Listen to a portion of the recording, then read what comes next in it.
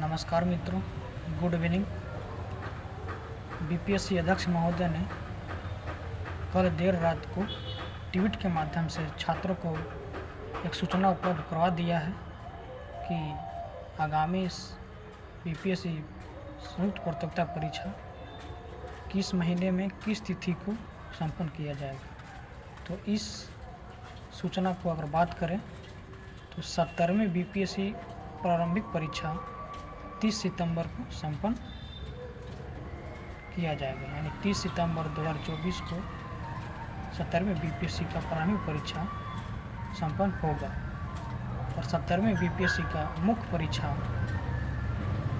जैसा कि प्रत्येक वर्ष जनवरी के प्रथम सप्ताह में आयोजित किए जाने की बात कही गई है, तो 70वीं बीपीएससी का मुख्य परीक्षा जनवरी 2025 में प्रथम सप्ताह में मुख्य परीक्षा का आयोजन किया जाएगा। तो इस अद्यतन सूचना के अनुसार अपनी तैयारी और अपनी परिपक्व अध्ययन दिनचर्या को निर्धारित करें, यानी कि अभी से सितंबर 2024 का बात करें तो 10 महीने अभी शेष हैं, यानी प्रारंभिक परीक्षा संपन्न होने में अभी 10 महीने शेष हैं और मुख्य परीक्षा संपन्न होने में 13 महीने शेष हैं।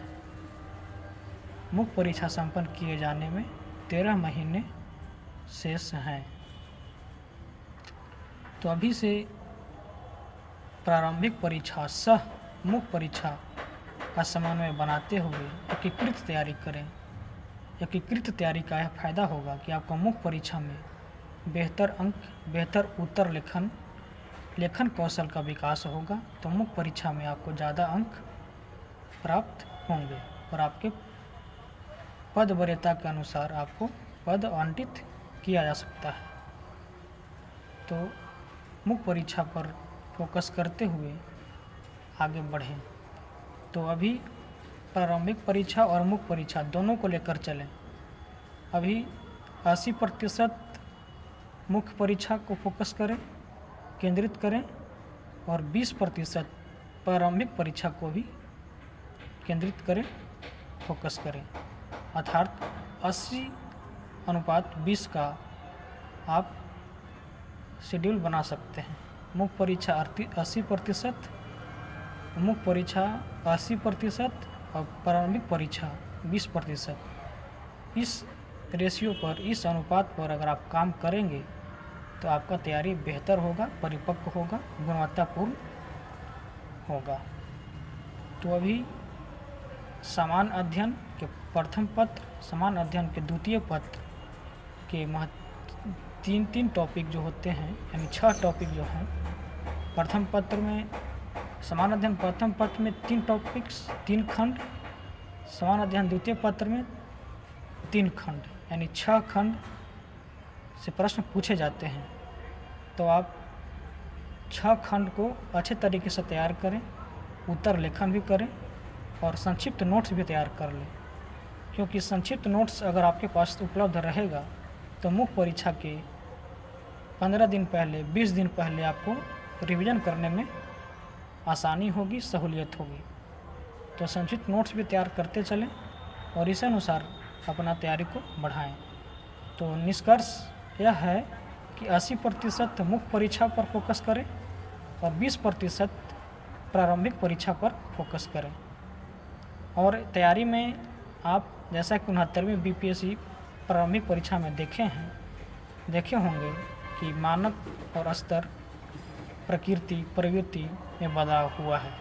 संघ लोक सेवा आयोग के सिविल सेवा परीक्षा के ट्रेंड के अनुसार, पैटर्न के अनुसार प्रश्नों की प्रवृत्ति में बदलाव आया है। तो आप इस बदलाव के परिप्रेक्ष्य में आगे की रणनीति को आप ध्यान में रखते हुए एनसीईआरटी कक्षा 6 से 12वीं तक सभी विषयों का इतिहास, भूगोल, राज्य व्यवस्था, अर्थव्यवस्था, सामान्य विज्ञान को पढ़ें। यानी एनसीईआरटी बहुत अति आवश्यक है, अनिवार्य है। एनसीईआरटी कक्षा 6 से 12 तक ज़रूर पढ़ें। और उसके बाद जब एनसीईआरटी आपको पूरा हो जाए तो उसके बाद मानक पुस्तक यानी स्टैंडर्ड बुक्स, मानक पुस्तकें भी पढ़ें। जैसे कि आधुनिक भारत के इतिहास के लिए स्पेक्ट्रम, राजीव अहिर की किताब आती है। राजीव अहिर इसके लेखक हैं स्पेक्ट्रम बुक के।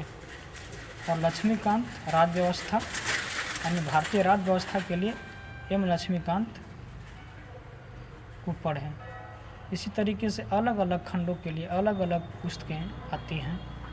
और मुख्य रूप से चाहे वो प्रारंभिक परीक्षा हो, चाहे मुख्य परीक्षा हो, चाहे साक्षात्कार का हो, आपको तीनों चरण में सामयिकी यानी करंट अफेयर्स बहुत बड़ी भूमिका निभाती है, जो कि आपकी सफलता में अगर कहें तो 70% इसका योगदान होता है। तो सामयिकी के लिए, करंट अफेयर्स के लिए आप प्रतिदिन एक समाचार पत्र पढ़ें, समाचार पत्र ज़रूर पढ़ें। और उसके बाद मासिक पत्रिका जैसे विजन IAS का मासिक पत्रिका आता है, वो हिंदी माध्यम में भी और अंग्रेजी माध्यम में भी, इसको पढ़ें और समाचार पत्र ज़रूर पढ़ें।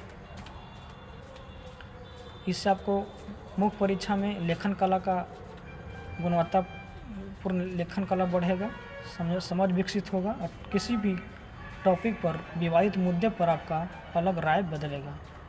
तो इसका ध्यान रखते हुए समसामयिकों को साथ साथ पढ़ते चलें और तैयारी में गुणवत्ता बढ़ाएं, क्योंकि बिना गुणवत्ता के अब BPSC सिविल सेवा परीक्षा आप उत्तीर्ण नहीं कर सकते हैं।